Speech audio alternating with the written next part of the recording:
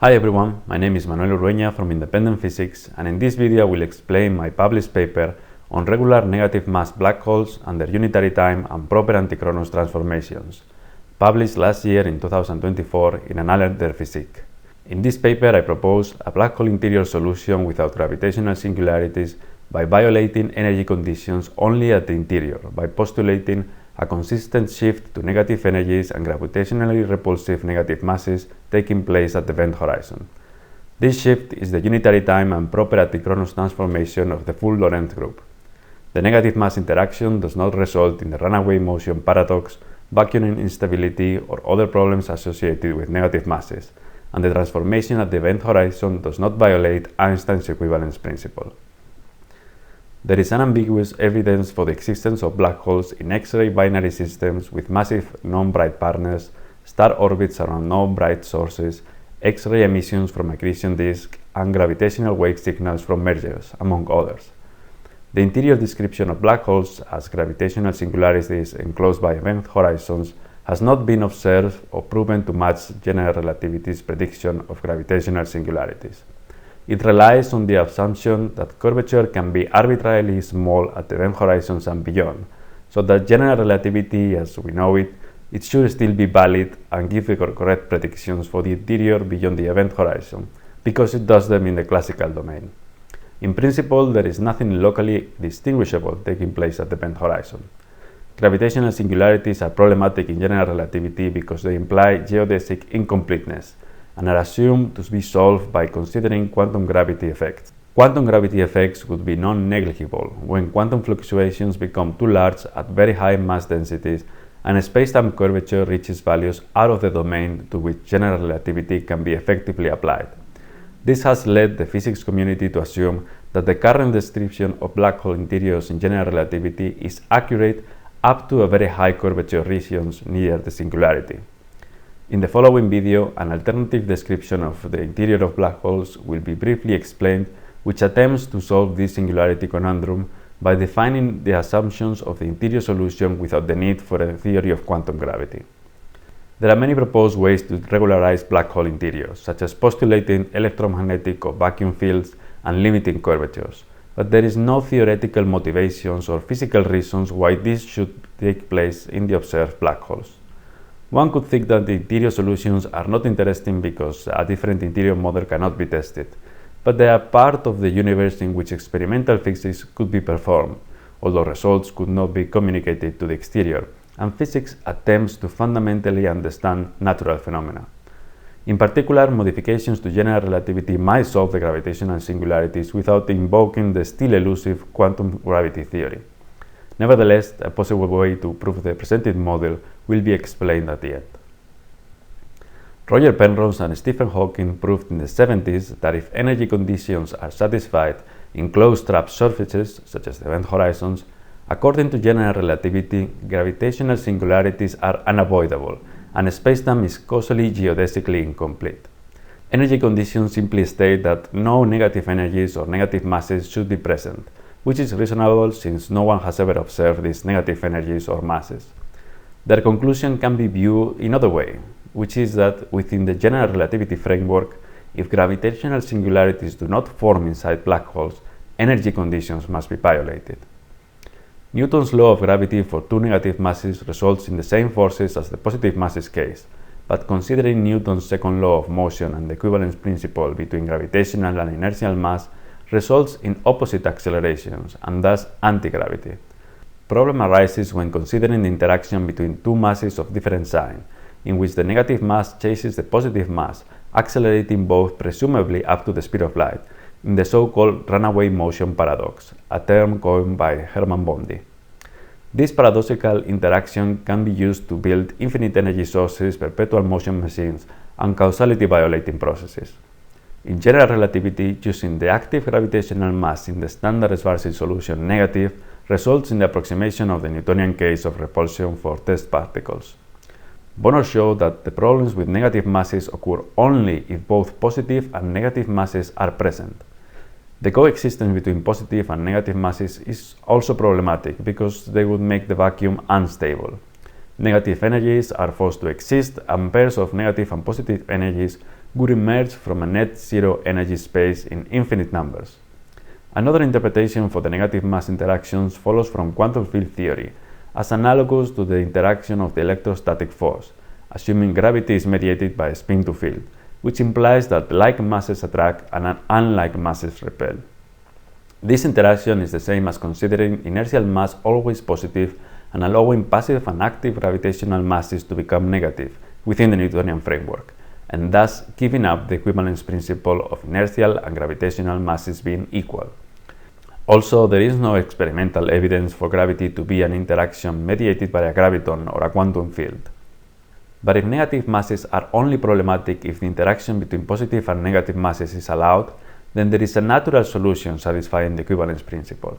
If only negative masses or energies are allowed to exist within the event horizon of black holes, no interaction could possibly take place with the stereopositive masses, and the properties of the black holes would naturally impede the problematic runaway motion interaction. Their causal isolation due to the event horizon would prevent any potential annihilation resulting from opposite energy signs, and the lack of observational evidence for negative masses would be explained, and energy conditions will be violated so that gravitational singularities will certainly not arise inside. Positive and negative energy states can coexist in two separated spacetimes by an event horizon, with increasing potential from both sides of a common ground state of lowest energy, so that absolute values of energy are conserved. This is not what is usually meant by a negative mass black hole, which has a gravitational repulsive exterior solution, and negative masses must exist prior to its formation, which would have had to interact with the positive masses. These eternal negative mass black holes have been considered non-physical, due to the fact that they would exhibit naked singularities, and if they were not eternal, an initial negative mass configuration leading to the negative mass black hole would interact with the nearby positive masses, leading to the runaway motion before their formation. If only negative masses exist inside black holes, the exterior solution would be the same as for positive mass black holes, because spacetime remembers the curvature it had previous to the formation of an event horizon, and we know the exterior solution of black holes is attractive. It would only be when the masses crosses the event horizon, when accretion or a star collapse happens, that they would shift to negative or antigravitational masses, and they cannot communicate their new antigravitational interaction to the spacetime outside the event horizon. For this proposal to be true, a transformation between positive masses in our universe to negative masses inside black holes should take place at the event horizons. The equivalence principle is often claimed to demand that any physical or noticeable change taking place at the event horizon of black holes is prohibited, because it would differentiate the effect of acceleration in flat space and the one experienced due to the gravitational field of the black hole in a sufficiently small vicinity. A violation of the equivalence principle would imply an incompatibility with general relativity. For the proposed physical change taking place at the event horizons of black holes, which switches from gravity to antigravity, an infalling observer would only be able to detect the horizon through an internal gravitational experiment, so that Einstein's equivalence principle, defined as the outcome of any local non-gravitational experiment in a free-falling laboratory, is independent of the velocity of the laboratory and its location in space-time, would hold.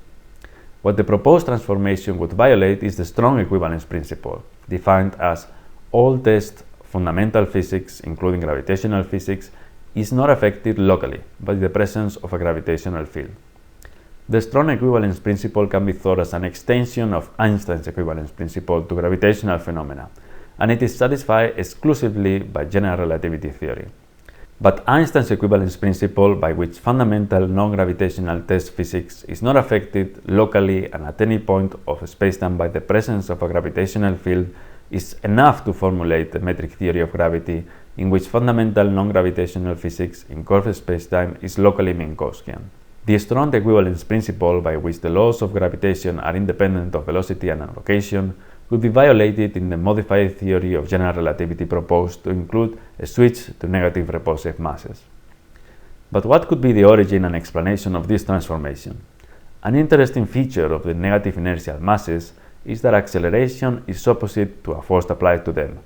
Pushing a negative mass makes it accelerate towards the force, while pulling it makes it accelerate away. This strange phenomenon is simply the classical time reversal of the process of applying a force to a positive mass, which already hints at possible relationship between time transformations and negative masses.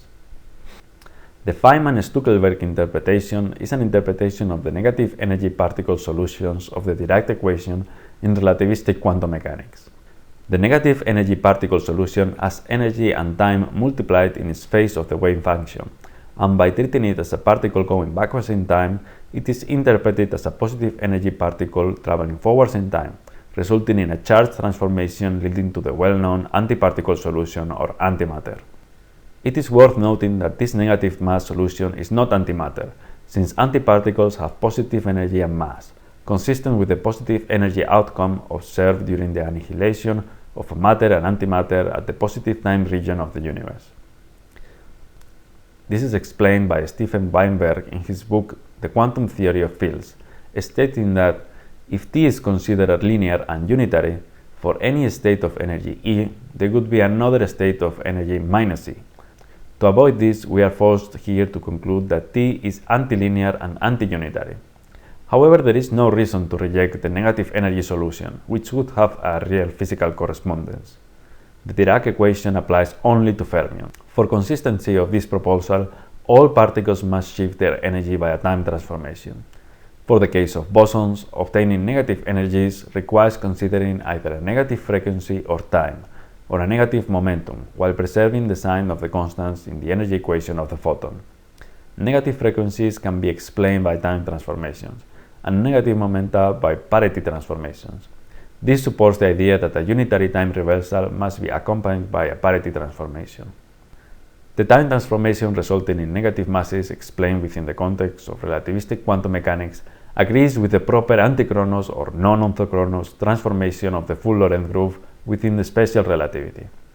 The proper antichronous transformations of the full Lorentz group are arbitrarily thought to be non-physical because they would result in negative energies, and special relativity is based on the proper orthochronous transformations or restricted Lorentz group, dealing only with positive energies and positive times. Proper antichronous transformations can be postulated if special relativity is based in the whole proper subgroup of proper orthochronous and antichronous transformations. An antichronous Lorentz transformation changes the sign of the time component of all four vectors for a particle on the energy momentum space, changing a positive energy particle moving forwards in time to a negative energy particle moving backwards in time, implying a change from positive to negative masses. If relativistic observers can only explore the causally connected spacetime along the positive time axis, our interpretation of these negative energy particles moving backwards in time can be done so that they are observed as positive energy particles traveling forwards in time.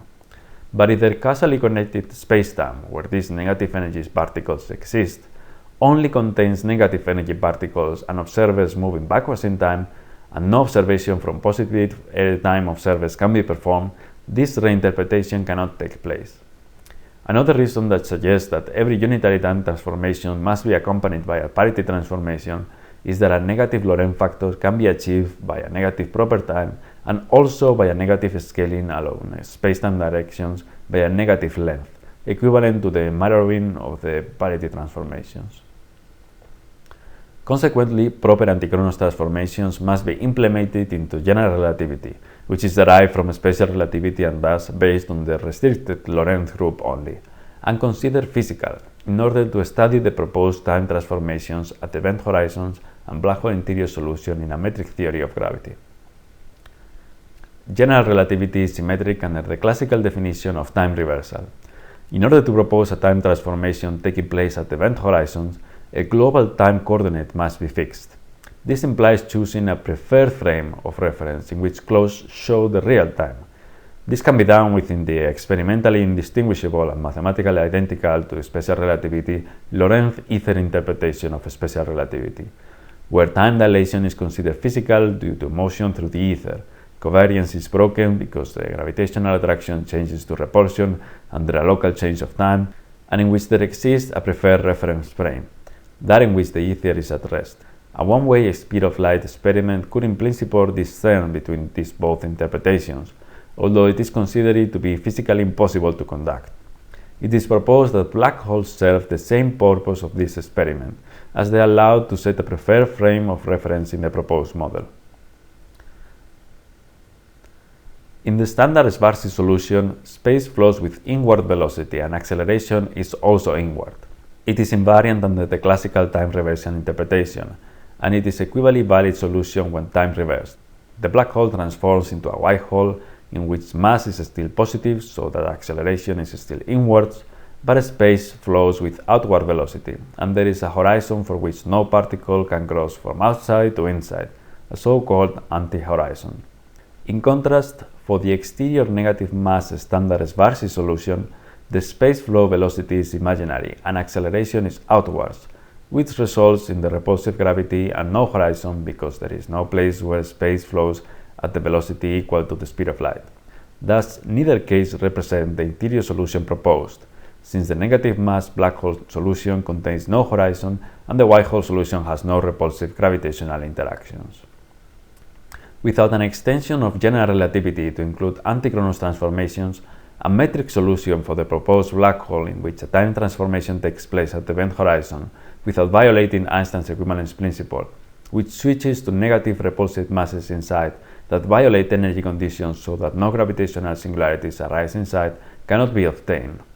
But several indications in the current understanding of black holes in general relativity already point out that a time transformation takes place at event horizons, which will be presented onwards. The suggested time transformation at event horizon in the proposed model can be justified by the classical and exact Schwarzschild metric solution formulated in 1916. Something weird appears to happen with space and time in the standard Schwarzschild metric, where time and space switches places. In fact, Schwarzschild himself was uncomfortable with this behavior, so he chose some coordinates in which he made the event horizon singular. His solution, when applied to simplified eternal black hole model, does not cover the interior of the black hole, since R is not allowed to take negative values by definition, and makes no assumptions about the specific interior geometry or about any central singularities. David Hilbert's modification to the classical Schwarzschild metric considers R 0, a coordinate singularity, and substitute capital R for R, covering the interior and making the new R0 the central singularity, resulting in the Schwarzschild solution that we know now. Additionally, Einstein recognized that the time component of the metric tensor at the event horizon is 0, affirming that this means that a clock kept at this place would go at the rate 0. As stated before, a physical transformation cannot be applied to the standard Schwarzschild solution because proper antichronous transformations are not included in general relativity. For having geodesic completeness, one may allow negative r coordinates in the original Schwarzschild solution. This is equivalent to a change in the sign of the mass m, resulting in repulsive gravity in the negative mass black hole stereo solution. The negative r coordinate can be thought as the negative solution of the conversion from Cartesian coordinates, by which we are defining a new interior sphere for negative r, equivalent to a parity transformation. A different interior can be glued to the stereo Schwarzschild solution under certain conditions. Due to the field equations and the symmetries in the Schwarzschild solution is built on, there are great constraints on what vacuum alternatives can be postulated inside so that its exterior is still Schwarzschild. This is not problematic for the proposed model because all black holes are thought to have a stellar origin and thus they always have a non-zero energy momentum tensor inside since formation. More alternatives can be postulated if one considers time-dependent solutions, which are no longer static or Schwarzschild. Consequently, there are substantial reasons to hypothesize that a unitary and proper time antichronous transformation takes place at the event horizons of black holes, if proper antichronous transformations are allowed in a modified metric theory of gravity. This interior can be now characterized as a closed spacetime exclusively populated by negative energies and masses, in which a repulsive event horizon exists for which space flows with the outward velocity and acceleration is also outward, and that can be interpreted as a negative mass white hole.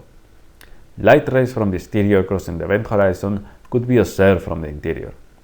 Geodesics indicate that a massive test particle can never reach the central point, solving the gravitational singularity with geodesic completeness through an energy condition violation of Penrose singularity theorems. The sign of the time coordinate would divide the positive and negative energy and mass spacetimes, and the time dimension would have a defined ground state from which below it time runs backwards. Near the horizon on either side, physical time flow slows down with respect to the ground state, but an observer could never measure this fundamental and not relative slowing of time in his local frame, because the same processes of observation and data processing is synchronized with local spacetime, which is also slowed down in time. One may think that if black hole interiors consist of negative masses only, they would repel other positive masses on the outside, such as other black holes or stars orbiting around them, which contradicts observations. But if the event horizon is responsible for switching the initial positive masses prior to the collapse of the black hole into negative masses, it causally disconnects the interior from the exterior at the same time. Inside negative masses cannot influence the exterior geometry, which is remembered by the gravitational field with the corresponding positive curvature of positive mass from the original star prior to collapse, and that is attractive gravity. Theoretical issues regarding the disparities between the interiors of the standard Schwarzschild and Kerr black holes would also be resolved.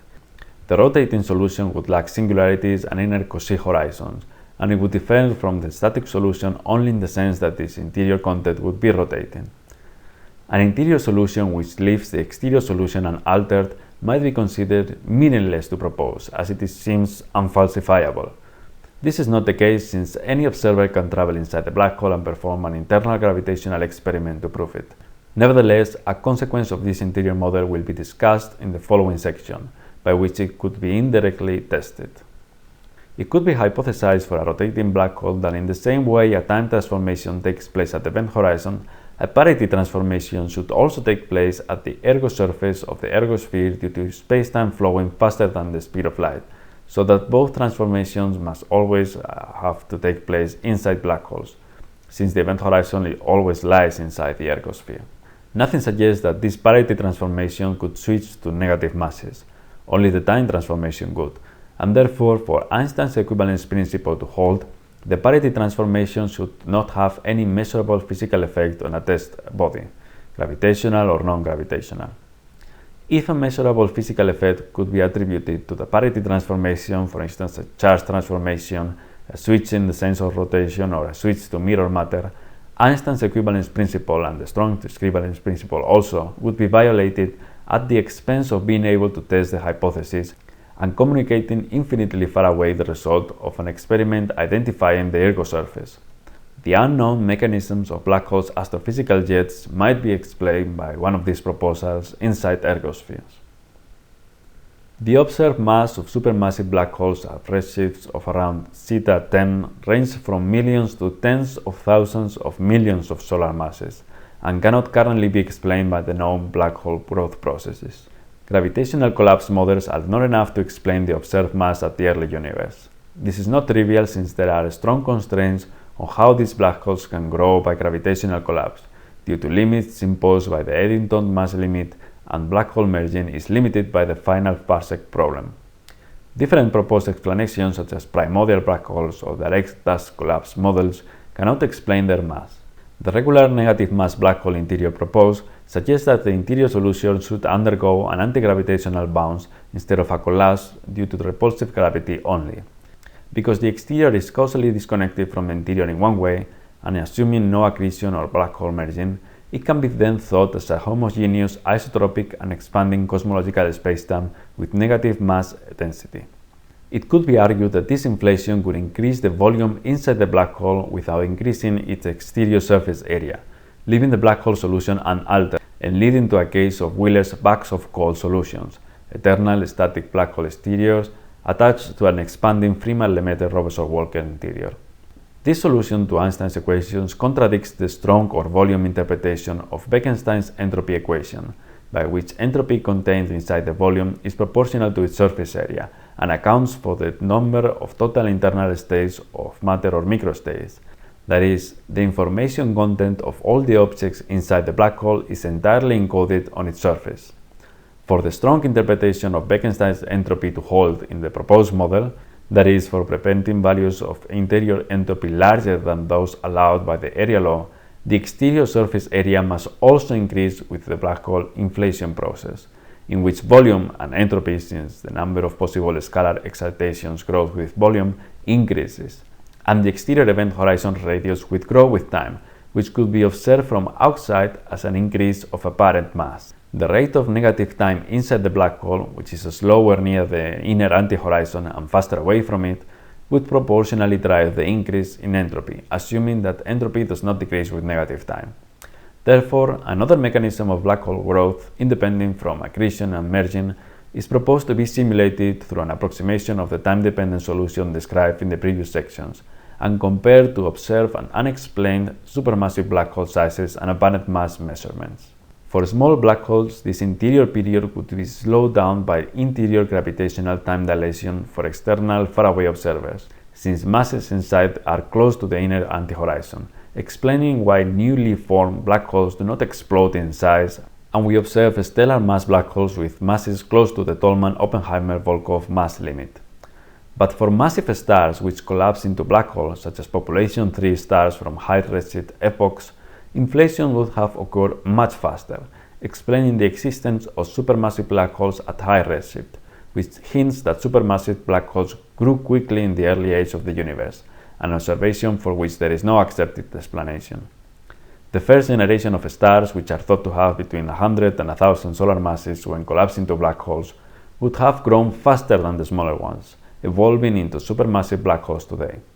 The observed relationship between mass and spin, by which supermassive black holes rotate slower than smaller ones, suggests that the growth is not due to accretion, which drives black hole spin, and could also be explained.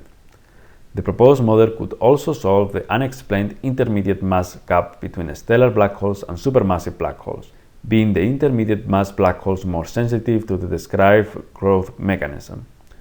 Moreover, the proposed mechanism of growth could slow down in time as inner mass density decreases, but it would never stop, ignoring the effects of a possible interior cosmological constant. If this never-ending growth is enough to always counteract the black hole decrease in size and mass due to Hawking radiation emission, which slows down as the event horizon surface grows, black hole evaporation would be impossible, solving the information paradox without Hawking radiation having to carry any information away. Thank you very much, and see you in another video here in Independent Physics.